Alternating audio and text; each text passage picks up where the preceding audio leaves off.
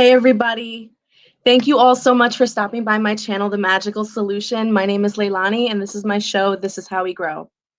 Tonight I am so excited. I know I say this every night, but you guys don't understand because tonight is a special night. This person that I've invited on tonight, I actually know of her from like 20 years ago. Don't age me and don't age her, okay? But I know her of 20 years ago, and I've watched her in the background, all the way in the back, overlooking all the crowd. I've watched her grow and evolve and become the amazing person that she is. And I'm in the back just going, yes, yes, like I knew it way back then, and I'm seeing it now. And so for me to ask her to come on my show and for her to say yes just means the absolute world to me. And I want you guys to meet her. I think she's amazing, and I think you guys are going to absolutely fall in love. Now, before I bring her on, though, this conversation that we're about to have is going to deviate a little bit from the normal conversations that I normally have here on this show, but not too much.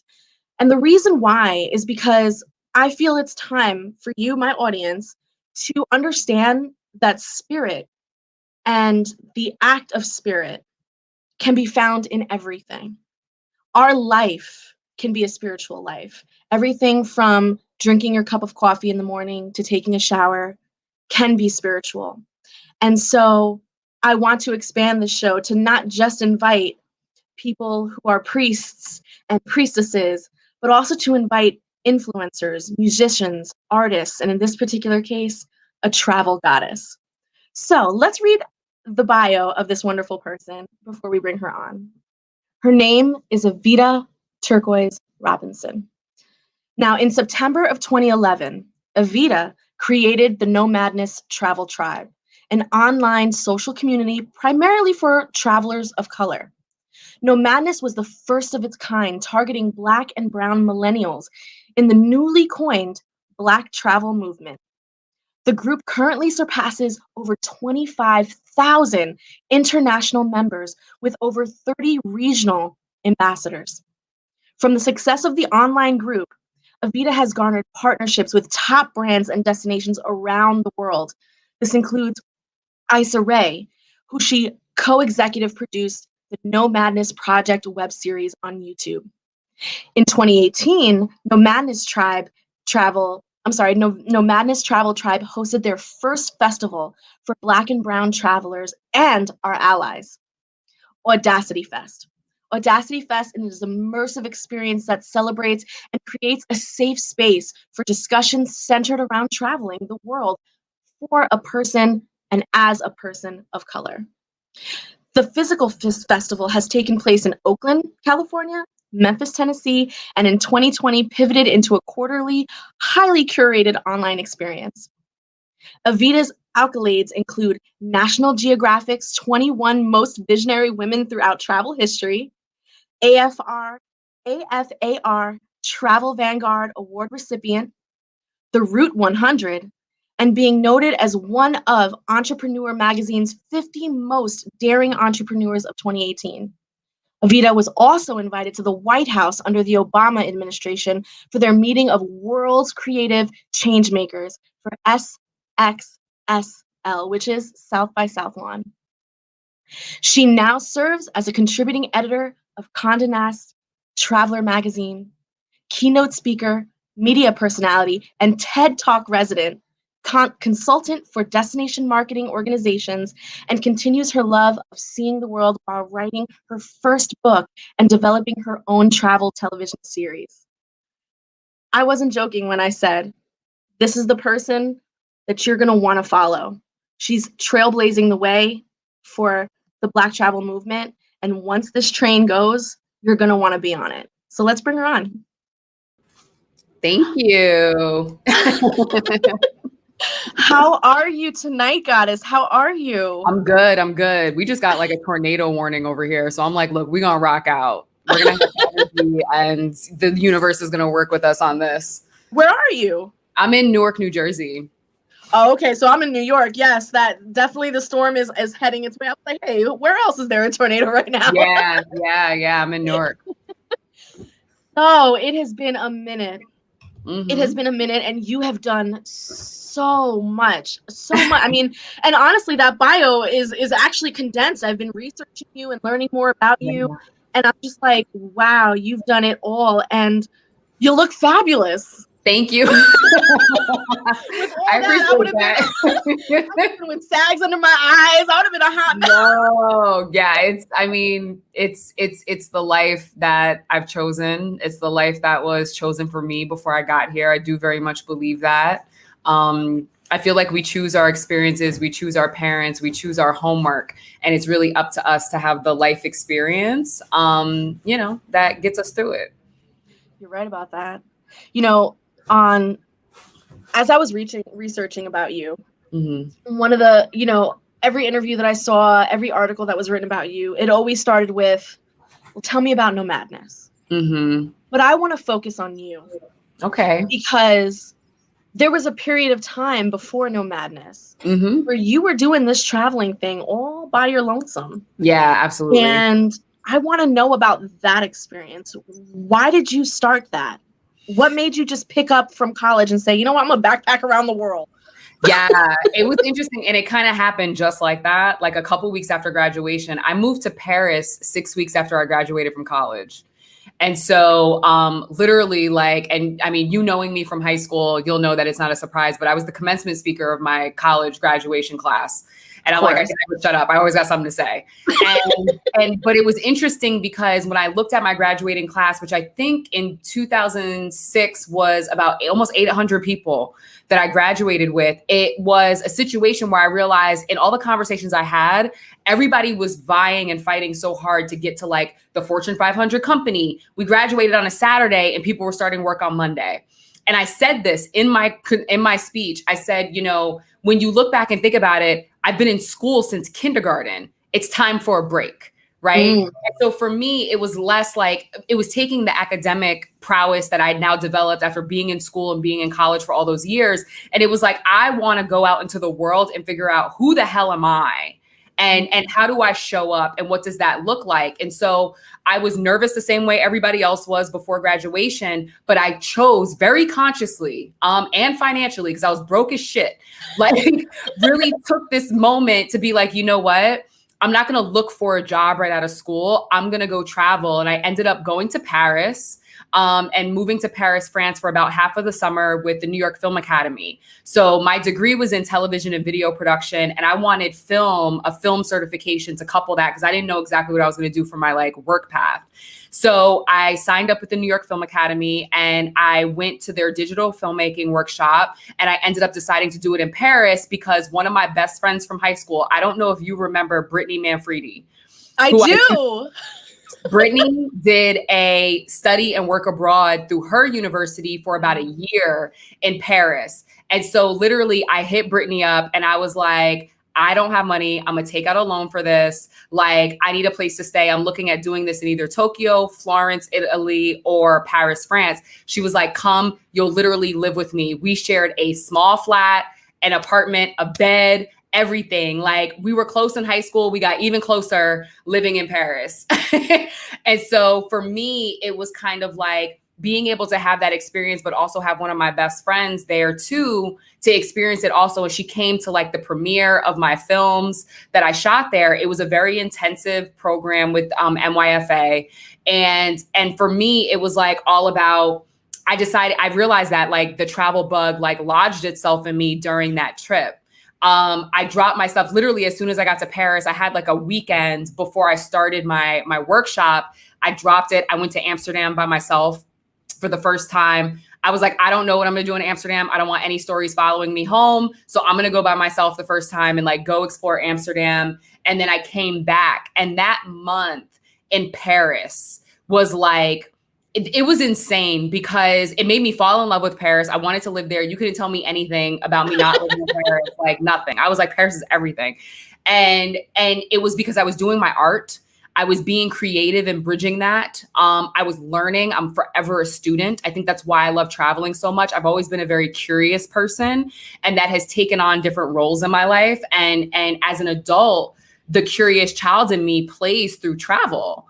And so that's one big part of it. But also, I was meeting so many people. The project, the workshop I was in had 100 folks in it, split between the film and the acting department. So here I am, 6 weeks out of college, don't know what I'm getting ready to do in retrospect, but I'm here being creative and building out films with friends that I still have to this day, from Milan, from Pakistan, from London and the UK, from India, from South America. Like, it was the first time I was ever thrown into this like cesspool of folks and able to kind of like have an idea and look at life. I was able to look at everything differently, from, you know, finding out that there are countries in the world that have free healthcare and free education, higher education. It was like, what?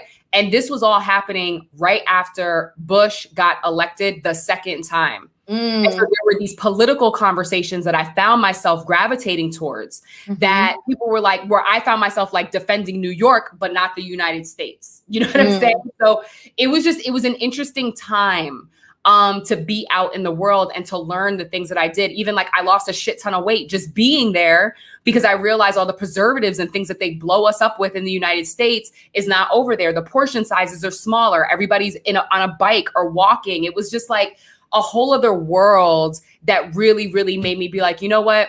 I need more of that. And I need to see and figure out where my life story is in the retrospect of what's going out in the world. Because I think going to Paris, and even that short weekend that I initially had in Amsterdam, I was like, nah, like, it doesn't begin and end in the United States. Like, there's something so dynamic out here in the world. And really, that trip is when I started to become a world traveler. And that was my first time like ever living abroad for any, you know, extended time.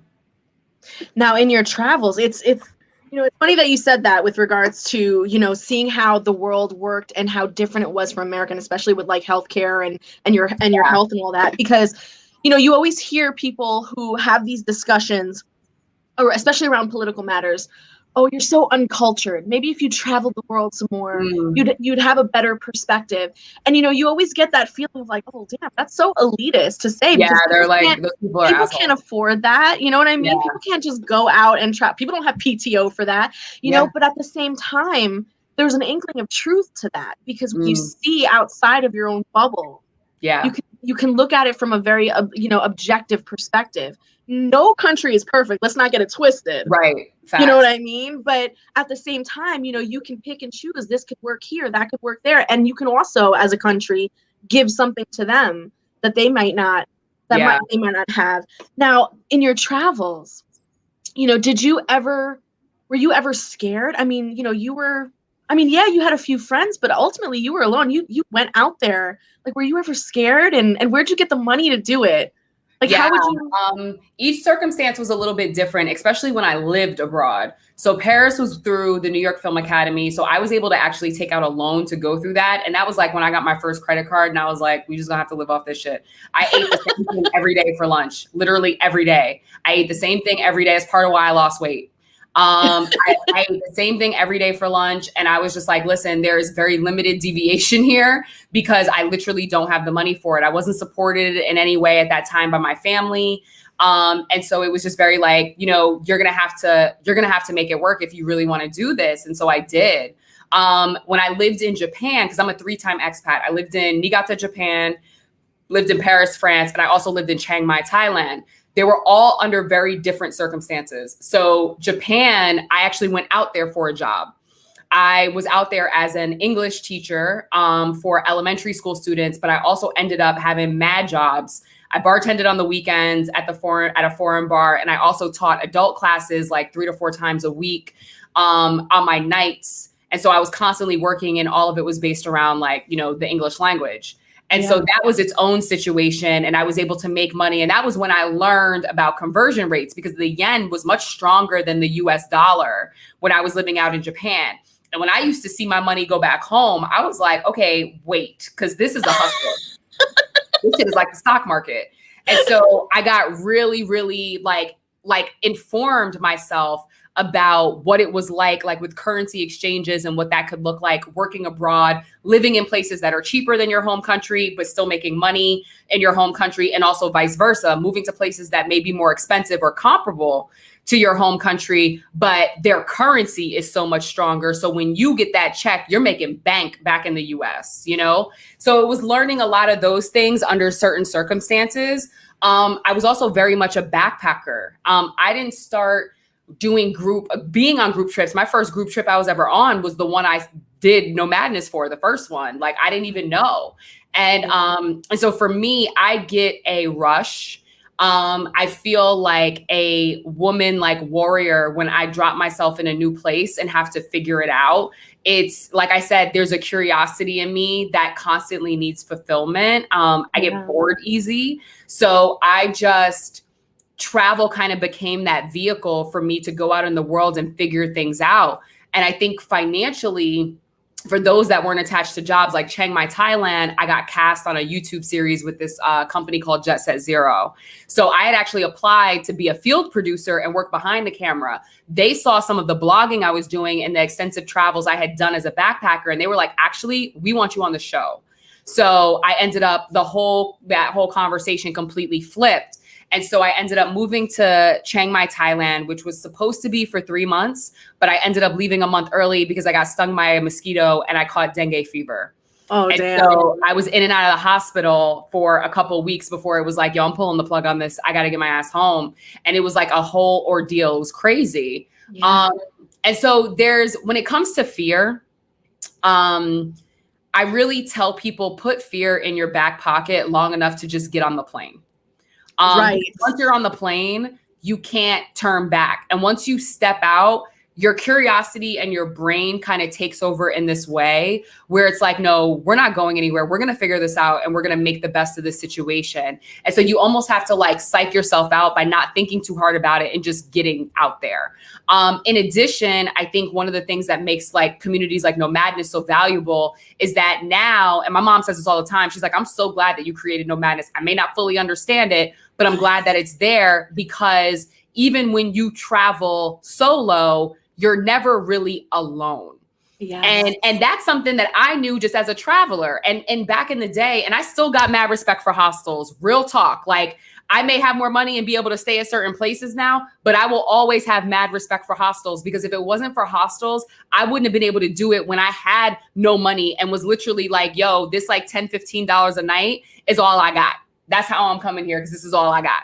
Yes. You know, and also I've always respect and even preferred hostels in a number of situations because there's always a community room in a hostel. Hostels have been way more community driven, way more interactive. Hotels, you're locked in your room. If you go down to the restaurant or the bar, there's very condensed opportunities, limited opportunities for you to engage with people if they're even trying to hear all that. When you show up in a hostel, you literally have people that are engaging, that are open, that are excited, that are explorers from all around the world. I met people that I still keep in contact with to this day back when I was backpacking in like 2008, 2009, you know what I'm saying? Like all of these times. And so for me, that was also really big way to like save money. But there are so many avenues now where you can like, you know, even from resources like, you know, theflightdeal.com, there's so many resources on theflightdeal.com. There's a flight glitch sometimes there's sales that they have up there.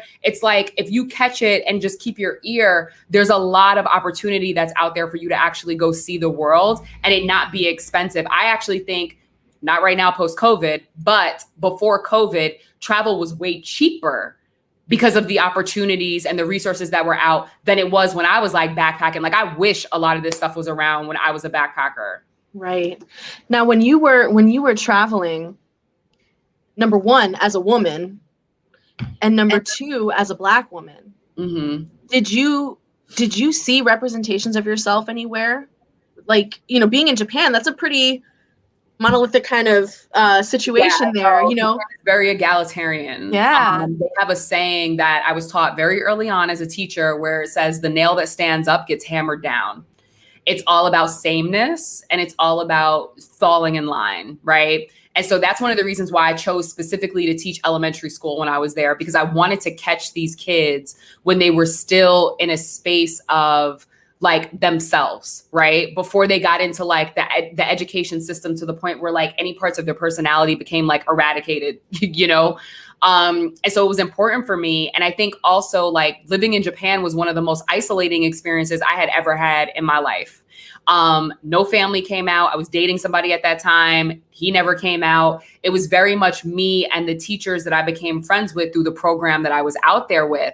But I taught at 7 different elementary schools. Every day I was driving to a new school. Some of them were close and around the corner. Some of them were like almost 30 minutes away, you know? And so being there, and I was not in Tokyo, right? I wasn't in Tokyo. I wasn't in Osaka. I wasn't in any of these Kyoto. I wasn't in any of these bigger cities where seeing a foreigner is just as, you know, it's yes, it's very, you know, homogenous, but you would see foreigners all the time in a place like Tokyo. You know what I'm saying? I was in rural ass Niigata, Japan, even in a subset of Niigata. I wasn't even downtown in Niigata. I lived in a small town called Uchino.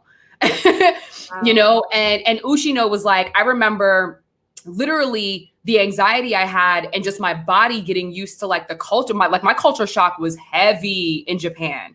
It was everything from the sounds and intonations. It was everything from me having to get used to my neighborhood, literally block by block. Like I was like, yo, because I would get stared at, but nobody would say anything. And then I realized I wasn't in a populated area. So nobody around me really spoke English in Uchino. You know, it wasn't until I started to get into teaching the adult classes with people who spoke fluent English and became friends. Like I realized I wasn't that far from Niigata University. I became friends with some of the university students and I was like, yo, these are my people. And I latched onto them. You know, I remember days getting out of work. My homegirl, Megan, she was a teacher that was in my program originally from Miami. And we just became like frickin' frack. Like me and her were inseparable. We would get out of our work days teaching and then we would get on the phone. We would literally call each other as soon as we got in the car and be on the phone for like 2-3 hours every day. And I remember one day stopping and be like, Megan, why do we talk to each other so much? And it clicked to us. This is the only fluid conversation that we've been able to have all day. Wow. And so we would just get on the phone and you don't realize that that's how your body and your brain is adapting to your environment.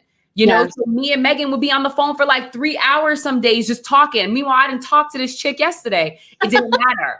It didn't matter. We just had to catch up because our brains needed that fluidity of conversation with somebody who really spoke English fluently because it was choppy Japanese and choppy English all day, every day.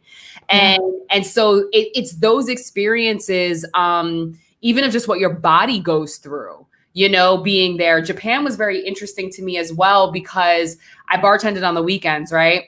Japan is called the land of the rising sun. And when I lived there, I learned why, because I would be getting off of my bartending shift at like 3:00 in the morning. And all of a sudden I'm driving home and the damn sun is coming up. I was like, it is 4 o'clock in the morning. How the hell am I supposed to go to bed with the sun coming up already? It was things like that. The moon being so vibrant and being people that work in energy space, right?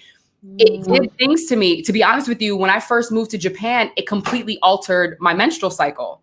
For 4 months. Wow. For 4 months, I got my period twice. And it was like, and it completely reset. And I literally remember talking to my mom and I was like, this may sound crazy, but I feel like it's because I'm so close to the fucking moon. I was like, my body's going through so much. My circadian clock when I moved to Japan was completely reoriented. And it did.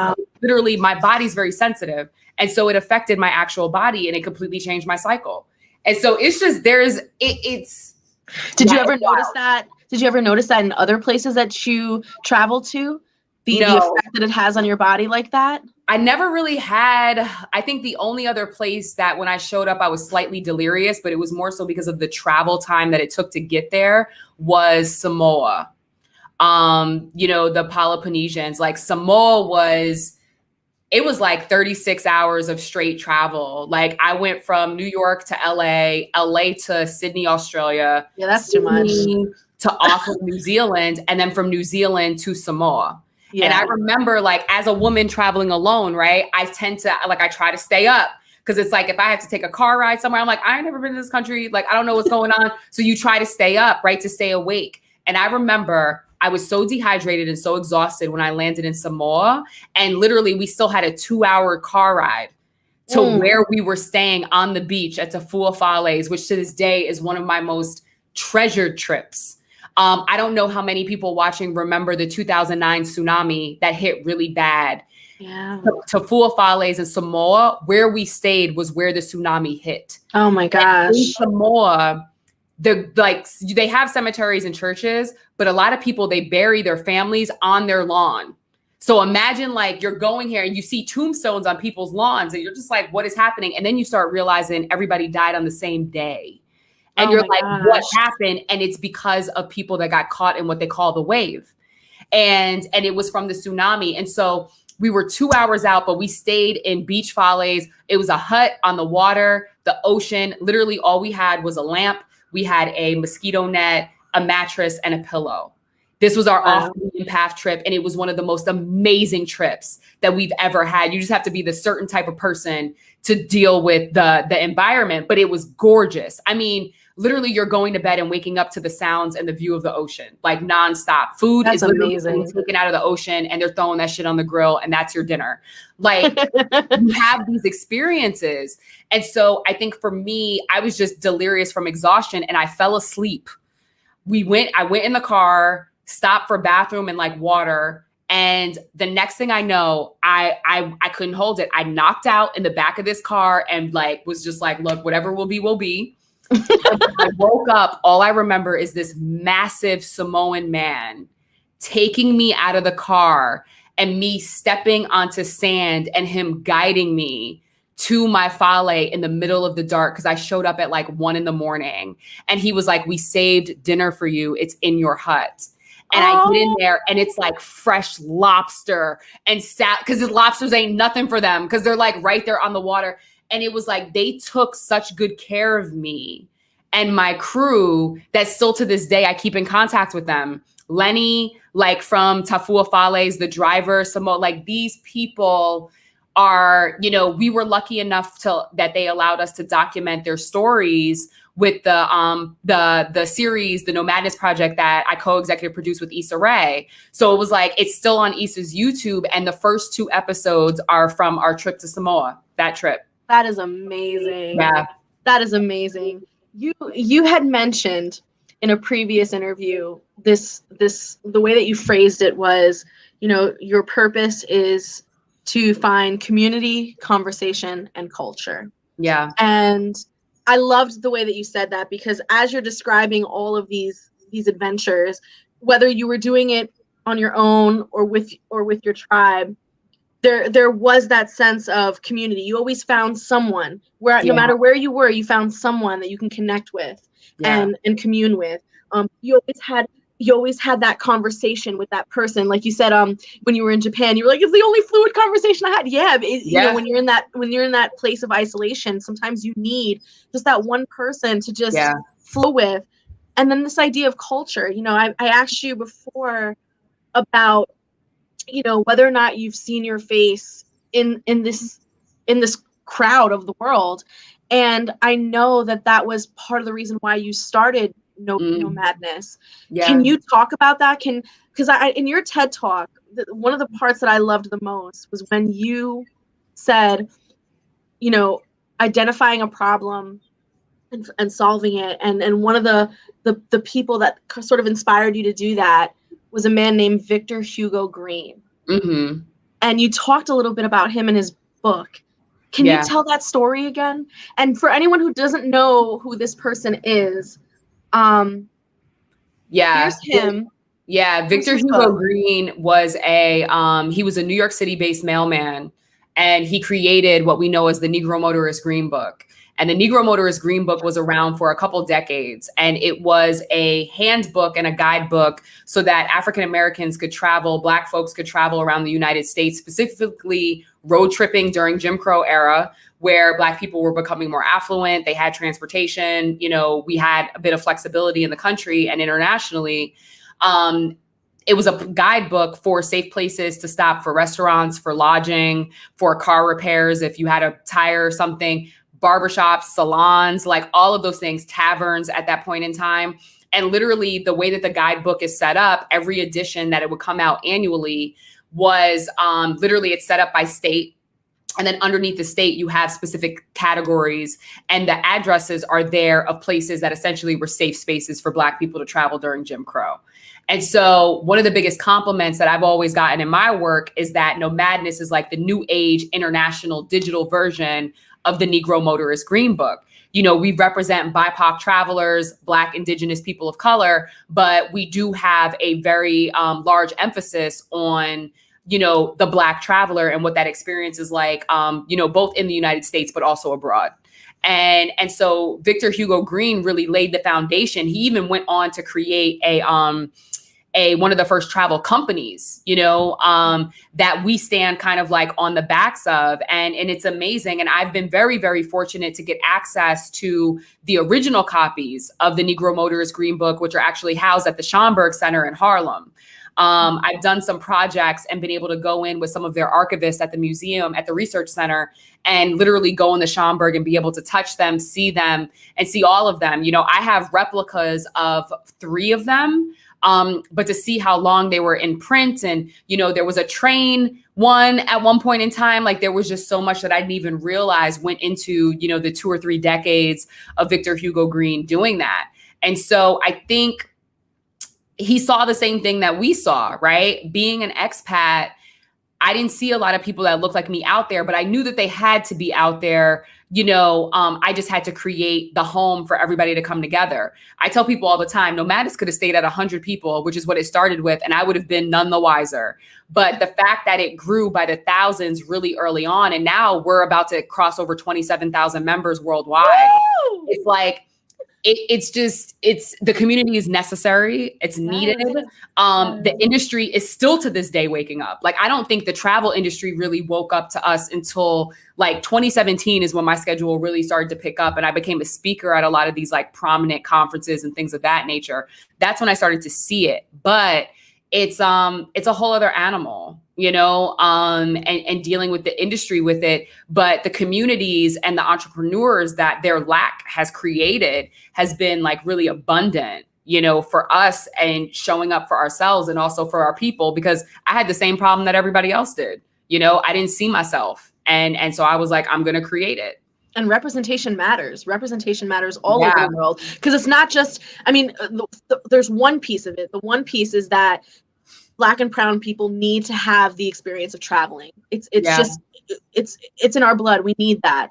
But it's also, the world needs to see more of us. Yeah, it's a cross-cultural pollination that ends up happening. It's definitely not one way, especially with the trips that we do. Listen, there are luxury groups that are out there that are amazing at what they do, and their purpose is for you to lay out, relax, not worry about nothing, and stay at a 5-star resort and never interact with anybody you don't want to the whole time. That is dope. That is not Nomadness. We are a highly immersive travel community. Our trips, our experiences, our events are all based around that. We want to know where the Uber goes to turn up and where they're eating. Where does their family post up? You know, I think about Holy Festival of Colors, which is our most popular trip to India. I'm in India almost annually for the last decade. My husband's from India. Yeah. And India, literally the 2 places I travel to the most frequently are India and South Africa.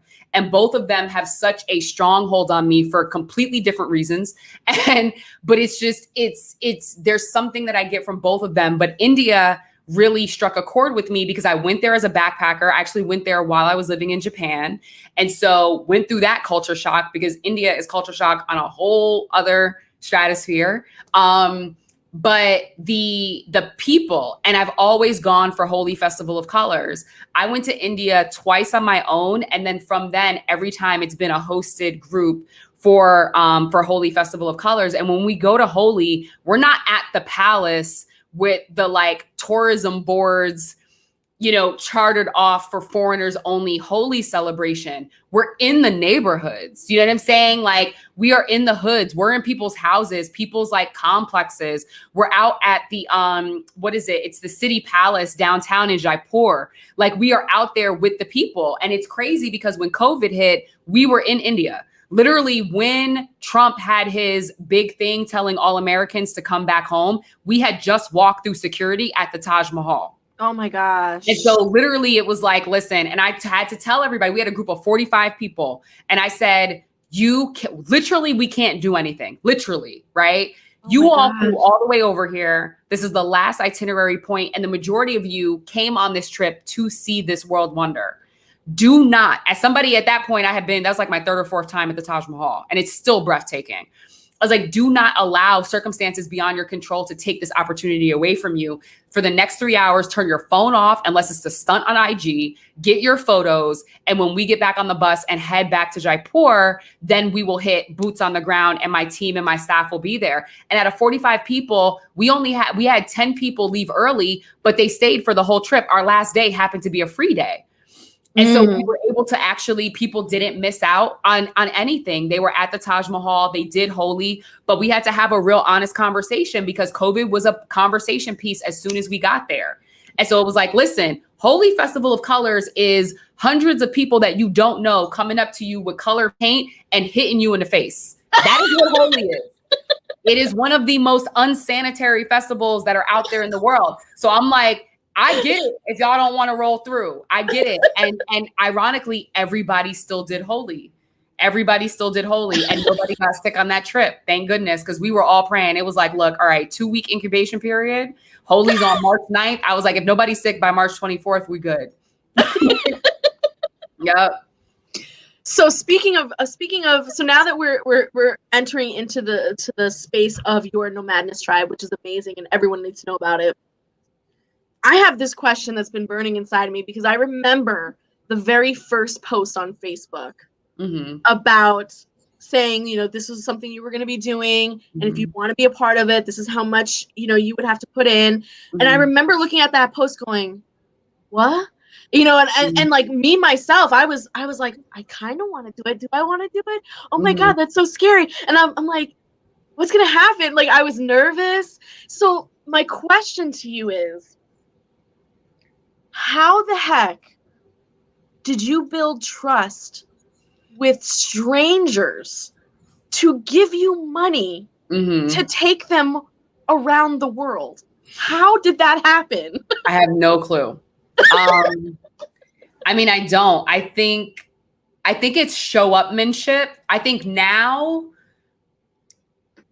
I almost have to answer that question from 2 time periods. Okay, do it. Now it's easier to answer that question because I have shown up. I have been through the ringer with these people. I have been to their funerals. I have been invited to their weddings. I have become honorary god something to their kids. I have gone through tragedy and triumph and celebration with Nomadness Tribe. And I have showed up every step of the way. And I tell people all the time, when you look at building a community, you have to find out what type of leader you are first. Are you a leader that's going to be in the forefront and people are going to know and have you as a figurehead to go to if shit hits the fan? Or are you going to be a leader on the back end? And that's not a bad thing, but you have to have somebody as a point of communication for these people because you're dealing with people, which means you're going to be dealing with people's shit. You're going to be dealing with all of those personalities, everybody's opinions, you're going to deal with all of it, right? And so I knew that I was a very forward-facing leader. And so that put a lot of pressure on myself, but I also trusted myself with that responsibility because I've always been in some leader position. Like, always. It's like, I literally was like, I went back to our high school recently because Mrs. McLean retired and I surprised her and she freaked out. Mrs. Ogden helped me set it up, freaked out. And we were having this like stroll down memory lane. And it's like, do you remember the day that we created Shades? And yes, I was like, I remember the meeting when we created it and when we came up with the name for it. I was like, I still remember what it means. And it was just like all of those things. And I'm like, every club I was a part of, I always ended up on the e-board. And that was with me all through college. Every damn multicultural club, I was on the executive board of all of them joints. And so it's like when you I have love that. singing at Shades. I loved singing at Shades. That Yeah, was the best. Shades was it. Like same That was hopes and it. dreams, everyone succeeds. In Yup. college, I was on the e-board of this club called CML, which was the Council of Multicultural Leaders. Like you couldn't, I was like, oh, culture, multicultural, Black people. Okay, Sign I'm me here. up. You know what I'm saying? I'm on the e-board. What we doing? What we doing, y'all? You know, that's how it was. I've always, you know me personally, I've always been like that. And so for me, I think Nomadness became this like iteration of that, but like in me being able to create my own universe, you know, around it and bring people together. And so I think now it's easier for me to say that because I've been through some shit with these folks. But in the beginning, that's where it's hard for me to answer because these people did not know me. Some people did, but a lot of people didn't. And so there was a lot of show and prove that had to happen in the beginning. But I would hope to say, and I don't think it's my ego answering this question, but I would hope to say that like my genuine nature, my altruisticness, my love for people and community, I would hope that that's what they saw in me at that point in time that made them trust me. Because the other thing with me is I never called Nomadness a movement. And I never called myself a leader of a movement before I was anointed that by my community. I think way too many people come out the gate, guns blazing, best of intentions. I'm creating this thing. It's a movement. Slow down, homie. Slow down. You know what I'm saying? Slow down. Yes. You see it all the time in social media. You see it all, especially in the spiritual community. You have people coming out talking about, I'm an elder, I'm this, I'm that. And you're just like, who gave you that title though? I believe very much in the fact that you need to be anointed into certain titles in your life, and your community and what you build needs to be anointed by people outside of you before you can actually own that title. You know what I'm saying? Like I was like, nah, I'm not calling myself these things until other people bring it to me. And so as other people in my community and even outside press, things like that, as they started to be like, you know, leader of a community and this movement, that's only when I felt comfortable anointing that for myself.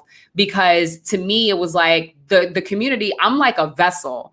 You know what I'm saying? Like the community really rides the ship, you know, and I got to turn it sometimes. And, you know, and they feel some type of way and it's all right. But they know that they're in the hands of somebody and a team that really cares about them. Yes. And so that at this point is like, that's a non-negotiable, and they cape for me as hard as I cape for them. And that's just what it is. But those early days, I literally don't know why these people were giving me their money. I don't know. I have zero answer. They trusted me with that money so quick. Like I think about when we booked the first trip to Panama, I was like, I could have took these people's money and shut that whole group down and it would have been nothing. But they trusted me, and I'm grateful. And here you are, right? Yeah. You know, I'm curious. You've been through a lot, and in a very short period of time, you've been through a lot.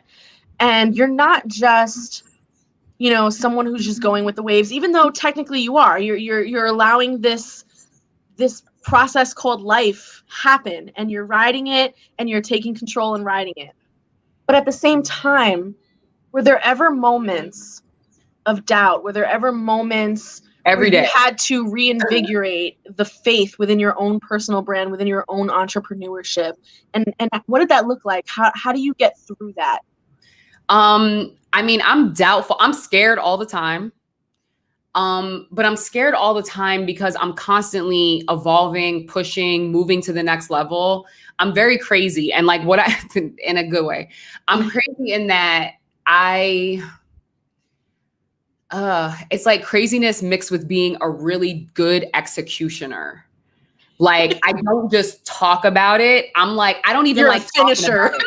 I'm like, yo, what are the action items? And my Aries comes out. I'm like, what are the action items? What do we need to do? What's the list? What needs to be delegated? Let's go. I actually get quite frustrated and impatient. My impatience shows itself with people who talk too much.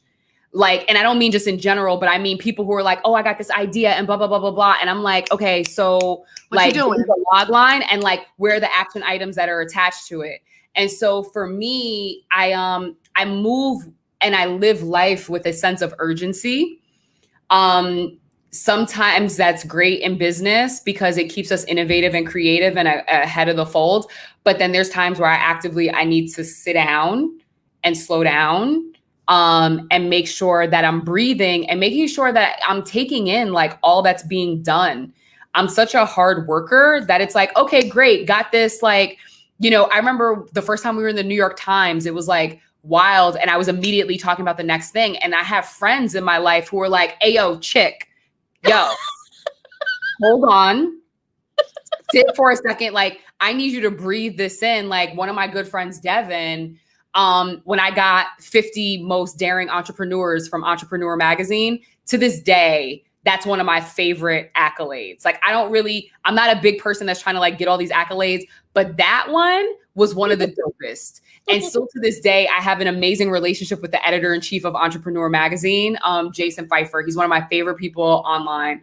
And they took me into the fold. I ended up on a panel with an NFL player, the creator of PLL, guys that I'm still cool with to this day. And I'm like, how am I on this random panel for Entrepreneur Live with these professional athletes? But now it's like I can call Martellus Bennett from the New York Patriots any day, from the New England Patriots any day of the week.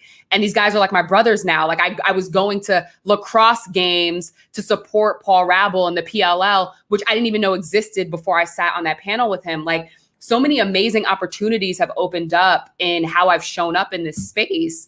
And so I have friends who like actively are like, yo, feel this. Feel this. Feel this.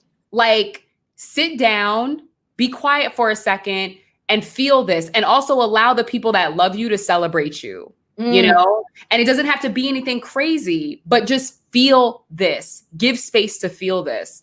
And so when the runner in me gets too active, it's like I have people, and I also have gotten much better actively in myself and just being like, yo, Evita, like journal, sit with this, like feel your feelings no matter what they are and let them come and understand that you're doing amazing work, and it's been a decade of this. I was talking, one of my good friends, Tiffany, the Budgetnista, who was like uber famous in her space. I was on the phone with her the other day and I looked at her and I was just like, I had this like crazy epiphany that I've created and been able to innovate Nomadness in a way where we've been in press nonstop for a decade. A decade. That's crazy. People been writing about us, our stuff, me. We've been innovative and interesting enough. I tell people all the time, like, I don't really get caught up on being the quote unquote best.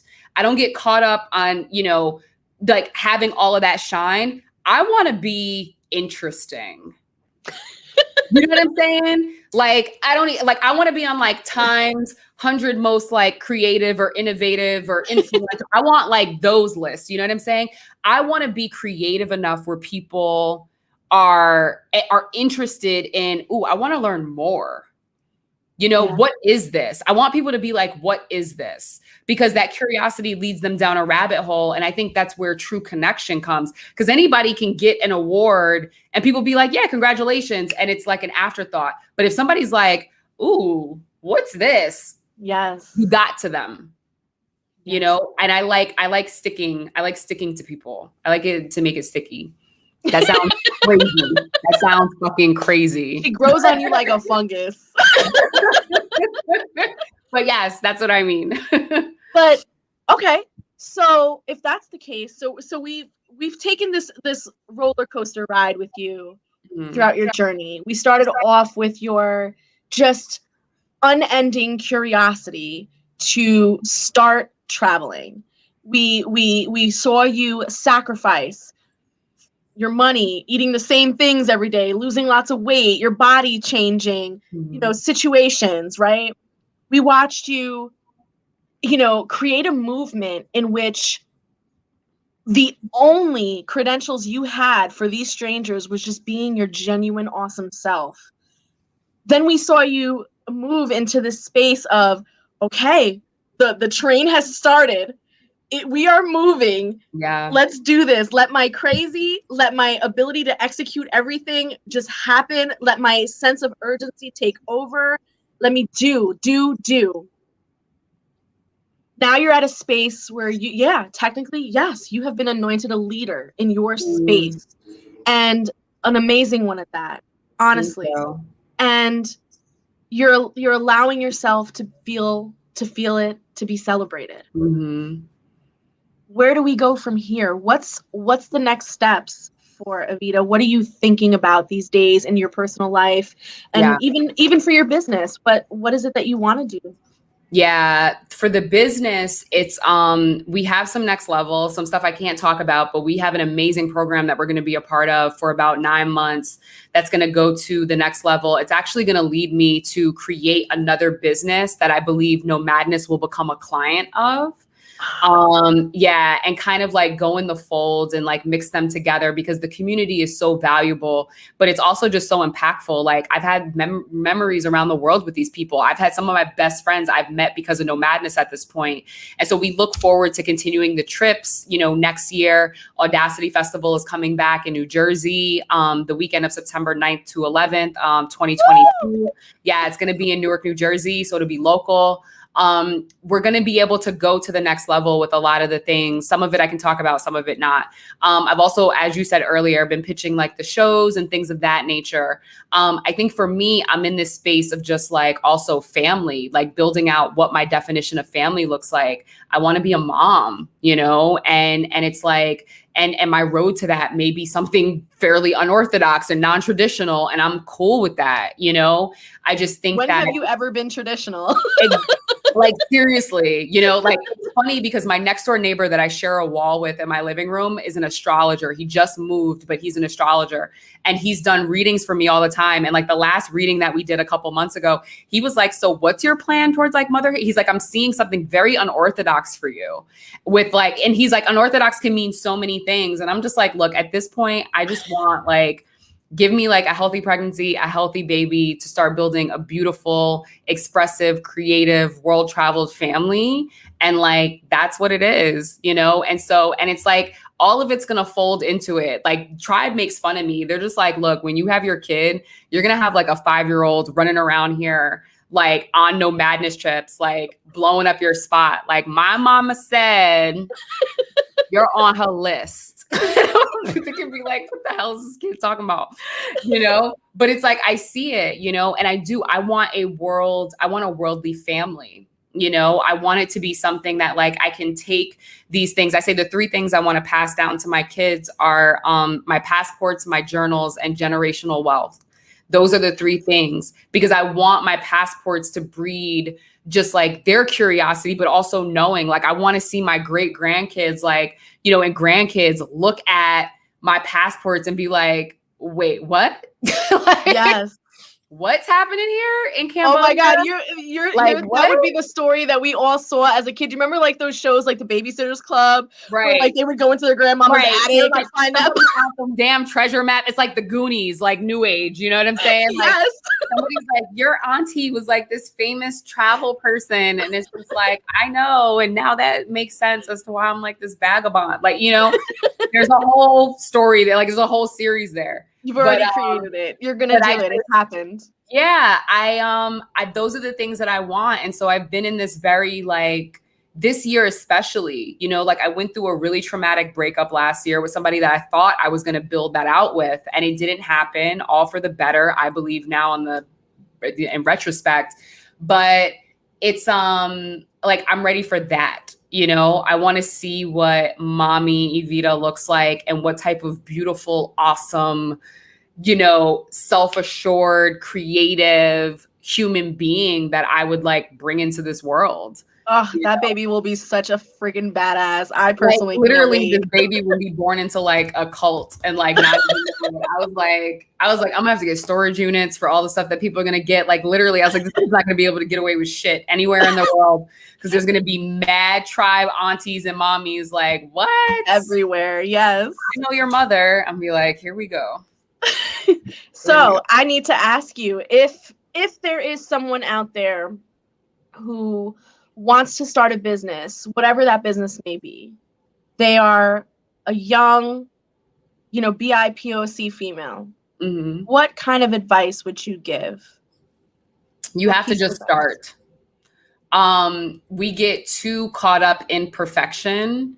Listen, if Nomadness was perfect, according to what my definition of perfect was almost 11 years ago, it would have capsized years ago, you know? And so understand that perfection is a journey.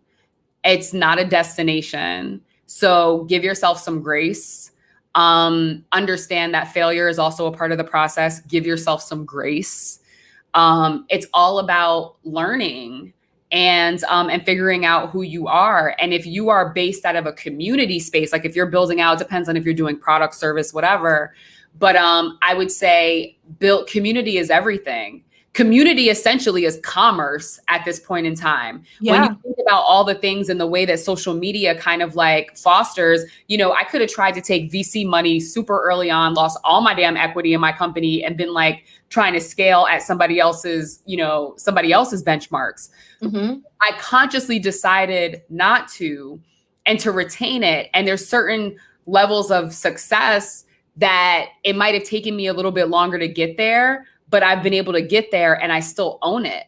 And there's still so many things that I want to do and I still retain ownership of it. And I still have the flexibility to do it my way and have creative control.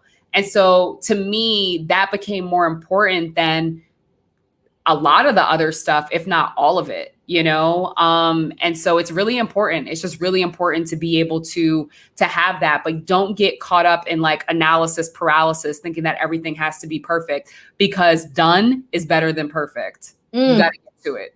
Yes. Yes. So if people want to be a part of Nomadness, if people want to get a hold of you, if people want to see your stuff, where can they go? What's your contacts, your website, your emails? Tell us all. Yeah. So our website for the tribe is NOMADNESSTravelTribe.com.